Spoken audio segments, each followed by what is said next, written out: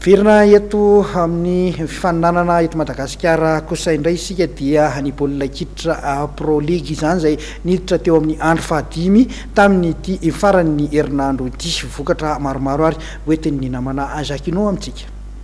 Nanohy ny fahombiazan'ny ekipan'ny LGK Plus avy eto Analamanga nandritra ny andro fahadimy ny fiadinan'ny tompon-daka nasionaly taranja baolina kitra sokajy division voalohany nasionaly na ny Pro League. Taorinina andesen'ny 3FB Tuliara teo amin'ny andro faefatra tokoa mantsy dia alavin'ny LGK Plus tamin'ny satelinoatra ny ekipan'ny Zanakala FC Matsatram-bony androany tolakandro teny amin'ny LGK Plus Stadium Bypass. Nanokatra nisa ho an'ny LGK Plus i Dino kapteny ateo amin'ny minitra fahavalo. Nanampy nisa hotelo ho an'ny LGK Plus i Benteke Sedikely ateo amin'ny minitra fasivy amin'ny fitopolo sy fasivifolo.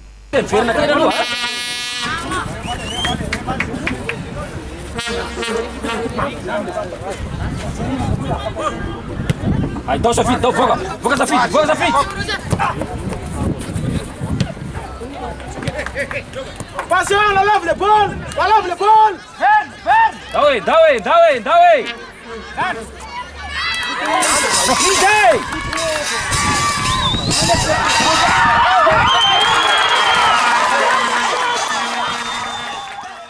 Nelo zay tetsy amikanja Mamasina ny zoma atoandro teo dia ansaraka ady sala rainoray ekipan'ny SG Maday Tasy sy ny SAD Analamanga.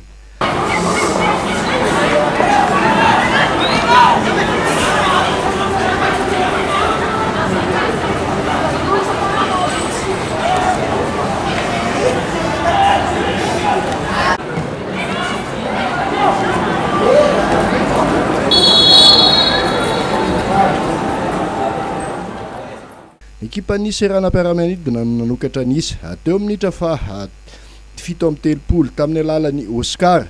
Nanasala nisa ho an'ny SG Maday kosa i Dody ateo amin'ny minitra fahatelo amby valopolo.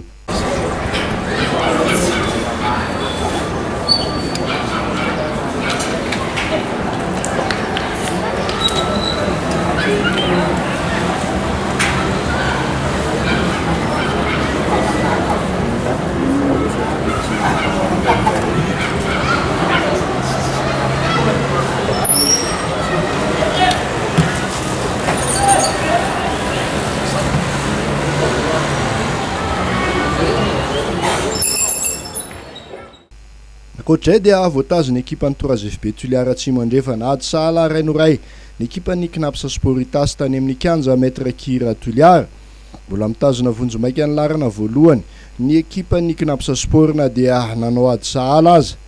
Tany amin'ny Kanja Napasambaza Fianaratsoa indray dia resin'ny ekipan'ny FCA Ilakaka Urbe tamin'ny rainoatra ny ekipan'ny Tiakitra FC avy any Atsinanana.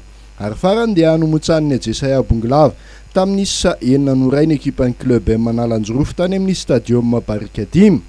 Ivan aloha laran'ny Jesaya avokoa moa no napiditra ny baolina 5 tamin'ireo enina natafiditry ny Jesaya ireo tamin'ity fionana ity. Mariana fa ny fanindran-dalana tamin'ny fanokafana tamin'ny fomba ofisialy ny Stadium Barikadim ity fionana teo amin'ny Jesaya sy ny Club M ity. Tonga nitokana ny Kanja tany toerana moa ny filoham-pirenena malagasy Andry Nirina Rajoelina. Hoentina manohy ity andro fahadimy Pro League ity dia ifandona etsy amin'ny Kanja Mamasina rapitso ny ekipan'ny Kosfa Analamanga sy ny Fosa Junior FC Boeny.